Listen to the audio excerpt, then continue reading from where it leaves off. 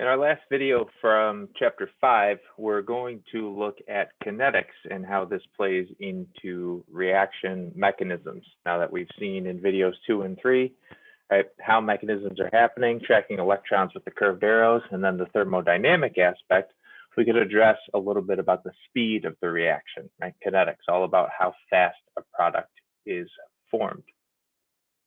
Because thermodynamics is looking at the difference between stabilities, but not the barrier of the reaction, right? To reach that transition state, overcome the energy barrier, reach the top of the energy hill. That's where kinetics comes into play, okay? Because if you know something is endergonic and exergonic, that tells you about the final and the initial states, it doesn't tell you anything about the rate.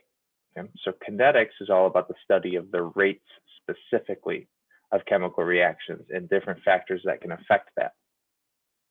Yep. And remember the term activation energy, right?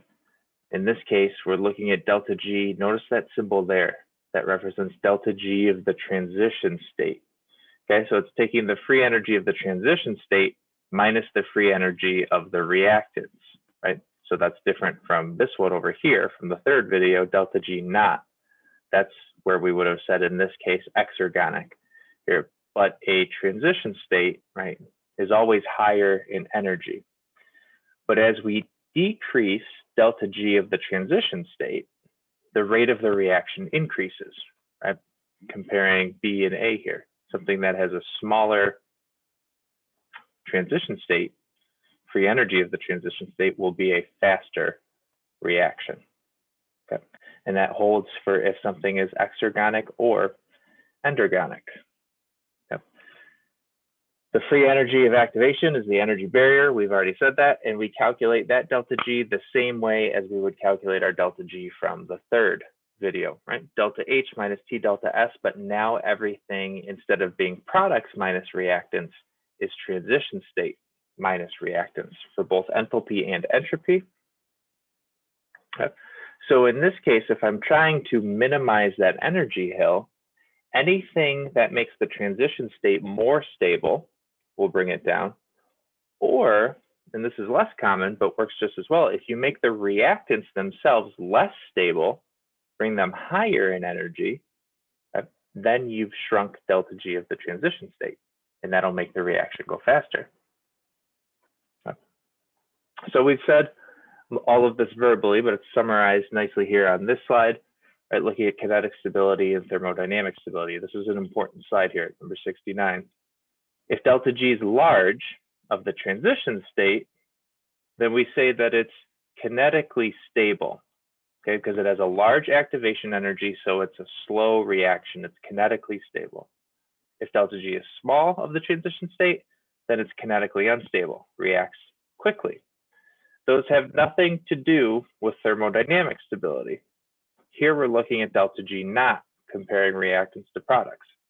And if delta G is negative, then we say that the product is thermodynamically stable because it's lower in energy compared to the reactant. Right? If delta G naught is positive, this is an endergonic reaction, then the product is thermodynamically unstable compared to the reactant. And if there's an equilibrium, it's going to tend to shift back to the reactants. Okay, so that's a really important slide here. Kinetic stability and thermodynamic stability, independent concepts. Typically though, if you just hear something is stable, the product is stable, without any further clarification, that's usually going to refer to thermodynamic stability. Okay. So let's talk about reaction rates, and we'll tie this back into our reaction from the second video, our alkene and HBr. Okay. The rate of a chemical reaction is the speed with which the reacting substances are used up or the products are formed. If you recall from kinetics back in Gen Chem chapter 12, right, you can measure the rate of a reaction by tracking the appearance of the products or the disappearance of the reactants. And what does kinetic molecular theory tell us? Okay, that rate depends on the number of collisions between the molecules, the fractions of those collisions that happen with enough energy to get to the transition state and overcome the energy barrier. And they have to have not only enough energy, but the right orientation. Okay? So in addition to having the alkene and the HBr come into contact, they have to have enough energy, and it has to be in the proper orientation, right? They couldn't go tip to tip, for example. Our alkene has to come with the HBr kind of lining up the bonds parallel to one another. Okay. So what can affect the rate? Concentration can increase the rate if you increase the concentration. Temperature, okay, depending on your reaction, that can speed up or slow something down, or a catalyst. Okay. So the general scheme for a rate, right, number of collisions per unit time multiplied by the fraction with sufficient energy multiplied by the fraction with the proper orientation, all factors that will affect the rate. Okay.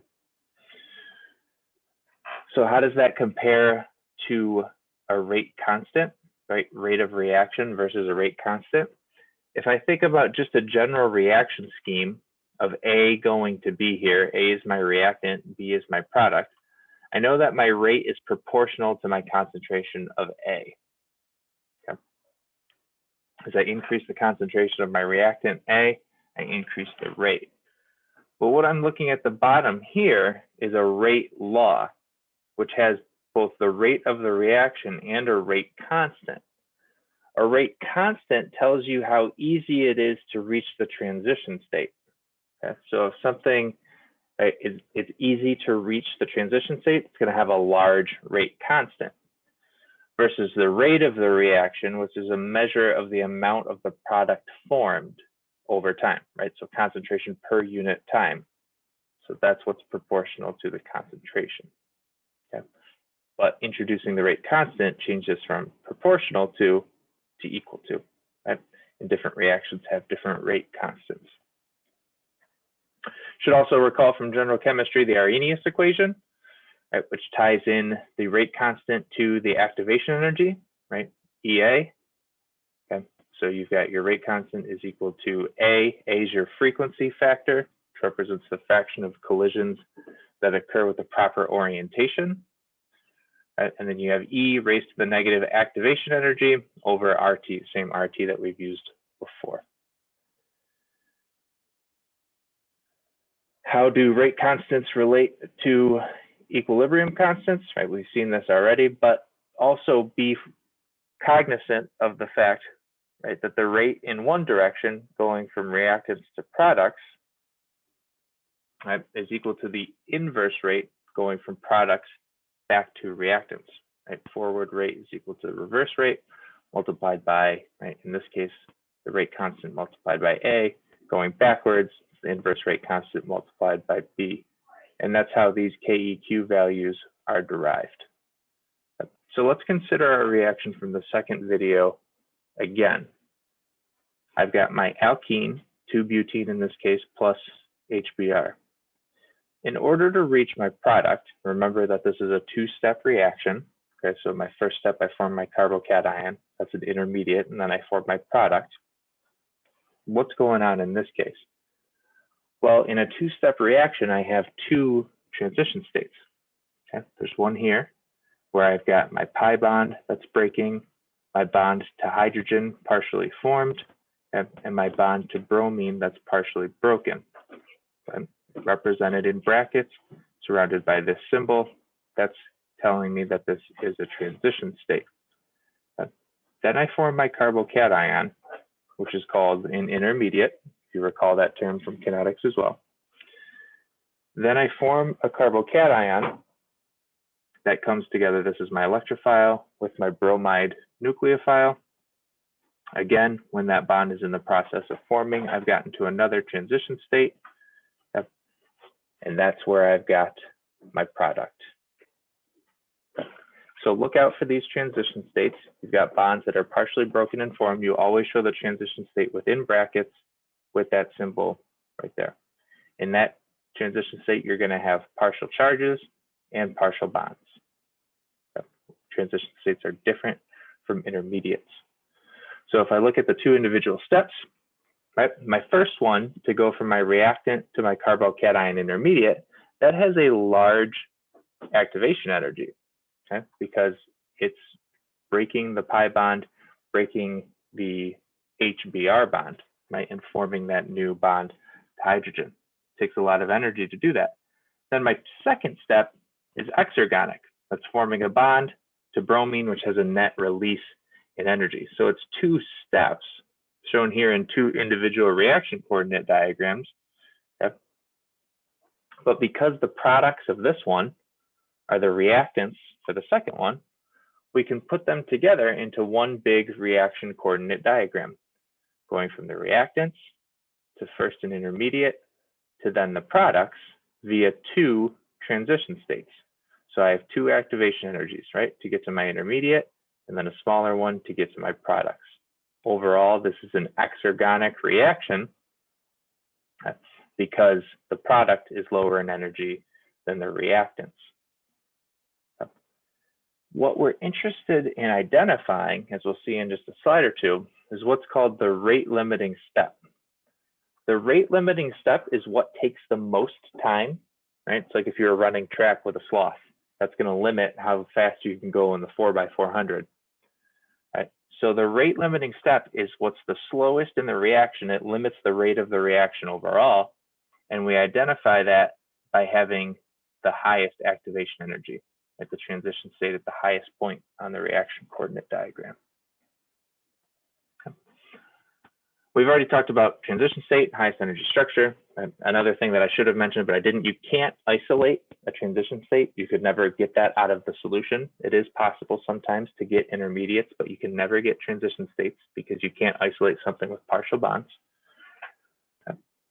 The intermediate that I've referred to, if you don't recall that term from Gen Chem, right? It's a chemical species that's the product of one step and a reactant for the next. So it doesn't appear in the overall equation. And that's different from a catalyst. Remember, a catalyst gets put in the beginning and regenerated at the end. An intermediate gets generated and then consumed. I just talked about this. Reaction has two or more steps. Whatever has a transition state at the highest is the rate determining or rate limiting step. That limits our overall rate, hence the name. So that's what we're identifying right here. We speed up reactions, as you know by now, by adding a catalyst. Right? Catalyst provides a pathway with a lower energy barrier, but it does not change the start point or the end point. It just changes how we get there.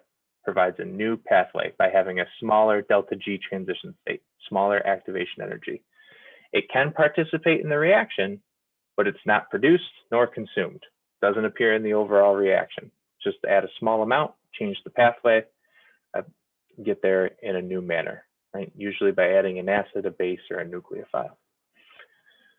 We finished chapter 5 by a brief look at biochemistry. A lot of our chapters in this course have biochem at the end. This is never anything that you would be tested on, but because very few people are true chemistry majors, it's just more of an FYI if you're going into medicine, for example.